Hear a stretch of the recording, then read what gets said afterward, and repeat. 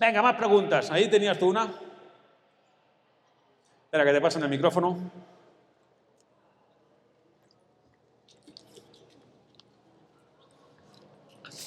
Yo quería ir un poco para atrás en el tiempo, que cuando empezaste con todo esto, y tengo intriga por saber qué cable se te cruza con tu vida anterior a la que llevas manejando 12, 14 años.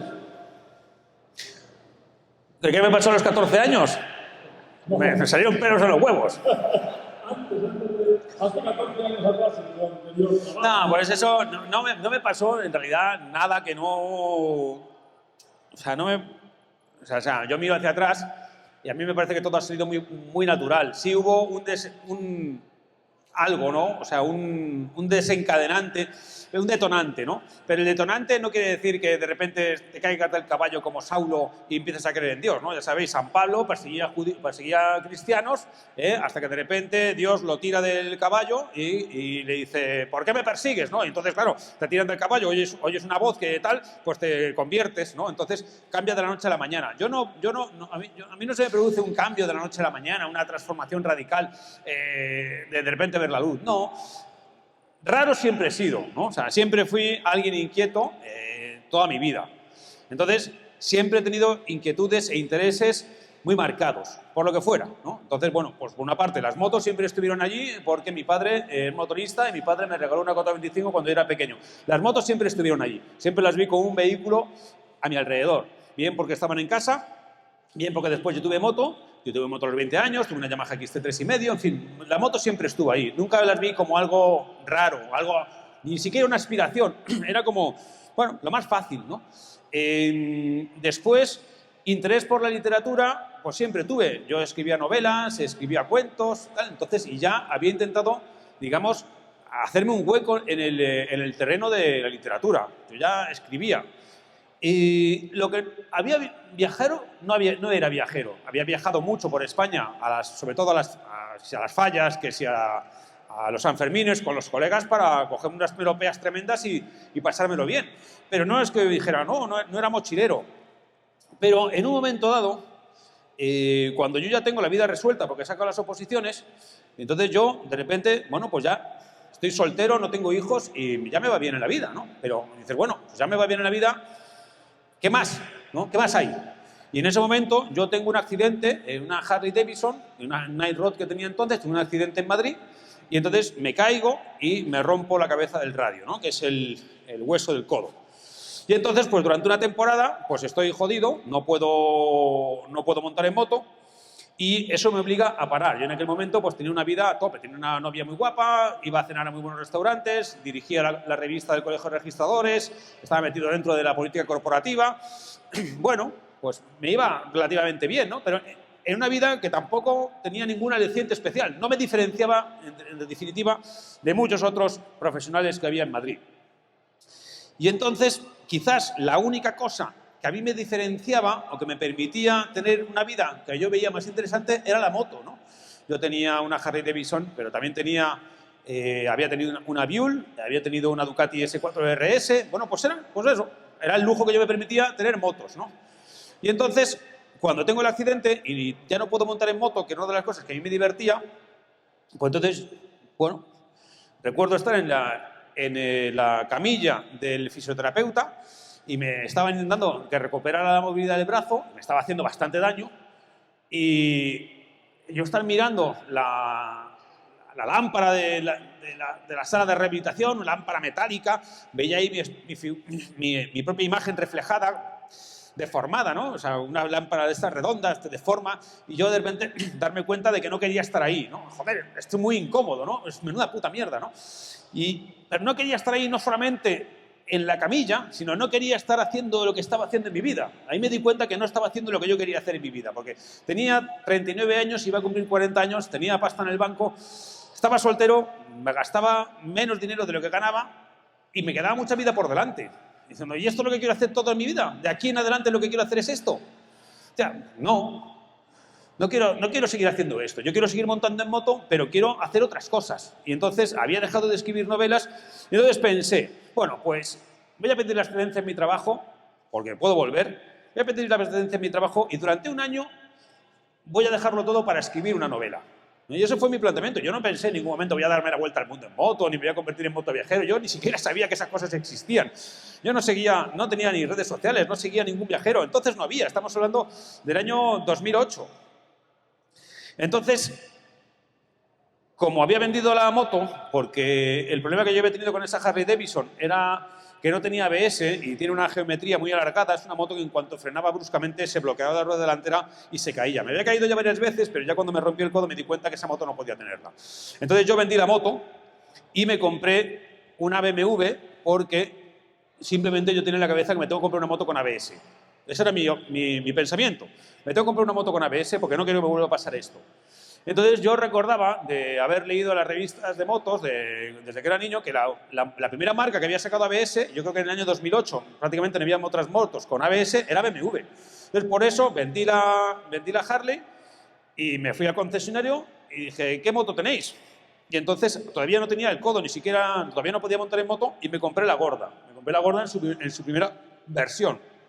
Me compré una moto de segunda mano del año 2005, pues con maletas de plástico y llantas de elección, y me dijo el tío que era de un ejecutivo de Disney que la utilizaba para hacer commuting, para ir de su casa al trabajo, tal, ¿no? La moto no se podía esperar en ese momento lo que le esperaba, ¿no? Y entonces me vendió la gorda y yo pedí la excedencia y entonces dije, bueno, ¿qué hago? ¿No? Entonces, como yo quería cambiar no solamente de mi situación de vida actual, la que tenía ahora mismo, ¿no? Sino que quería cambiar de ubicación, de amigos, de relaciones, ¿no? O sea, quería cambiar un cambio, por lo menos durante un año, para centrarme en escribir. Entonces me fui a Irlanda, con la excusa de que iba a estudiar inglés. Entonces me fui a Irlanda en moto y me fui a Irlanda durante todo un verano largo.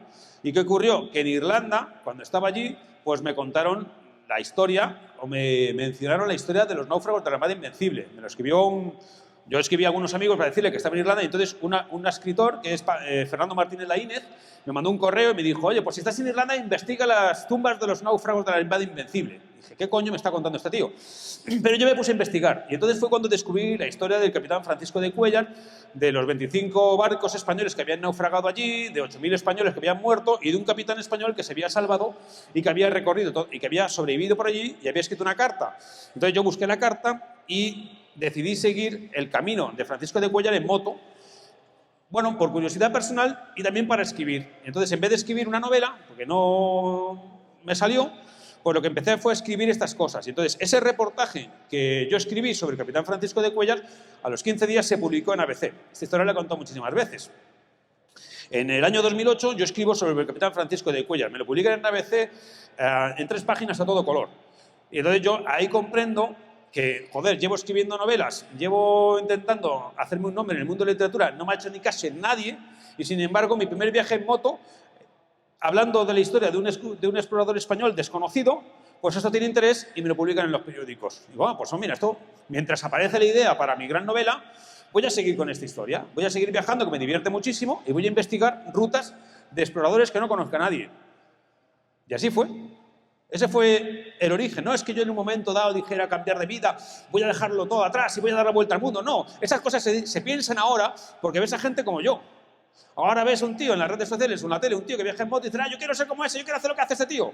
Pero entonces no había nadie en quien fijarme. Yo no tenía ninguna referencia. Nadie hacía eso. Porque luego ya descubrí que existía The Simon, que existía Escoto, pero ninguno de ellos iba persiguiendo exploradores. Nadie iba contando historia. Entonces yo me centré en eso. De cuando eres pequeño, tú te imaginas como los personajes de las novelas que lees, de Emilio Salgari, ¿no? Como Sandokan, ¿no? Tú te imaginas eso. Pero luego se te olvida, porque la vida te lleva por otros caminos, de otros derroteros, te dicen que tienes que estudiar, que tienes que trabajar. Entonces llegas a ese punto que tus sueños de niño los has olvidado. Y de repente yo un día me di cuenta, joder, estaba en África diciendo, pero estoy aquí en África yo solo, ¿no? Este es el aventurero que cuando yo era niño quería ser, y ahora lo estoy haciendo. Entonces, claro, cuando llegas a ese descubrimiento de tu verdadero yo, pues claro, eso es lo que también el viaje de aventura te proporciona. Que cuando te someten a presión, cuando te ves sin gasolina, cuando te ves sin comida, cuando te ves sin agua, cuando te ves rodeado de gente que no te entiende, de repente sacas lo que tienes dentro. Entonces, vosotros me veis en la serie, me veis en los documentales, como yo entro en un poblado abrazando a la gente, chocando manos y estoy en mi salsa. A mí eso me gusta, pero eso no lo sabía hasta que no fui. Si yo hubiera llegado y me hubiera agobiado, que la gente se me hubiera acercado, pues entonces no serviría para esto. Porque esto tienes que tienes que valer. Y solamente puedes valer si tú aceptas con naturalidad esas expansiones humanas de esas personas tan sencillas de esos países. Porque estos se te acercan y te miran y te tocan, ¿no? Entonces, si a ti no te gusta el very good my friend y el tal, pues entonces no vas a ningún sitio. Pero a mí sí, a mí me gusta.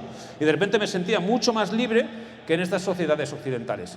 Entonces, claro, a mí me ha gustado mucho eso. Por eso me he metido en este rollo, porque se me ha ido, primero, porque se me ha dado bien este estilo de vida. Porque profesionalmente me ha salido bien, porque lo que yo he contado ha interesado a mucha gente. Y después porque me permite hacer algo que es vivir entre motos, con las motos, que al final no son más que juguetes grandes, y por lo tanto, de alguna forma, yo vivo jugando. Entonces, claro, es algo apasionante, pero yo no lo pensé en su momento. O sea, porque claro, en el año 2008 esto no existía. De hecho, cuando yo regresé de estos viajes, yo publicaba estos artículos en los periódicos. Publiqué muchos artículos en El País, publiqué muchos artículos en ABC.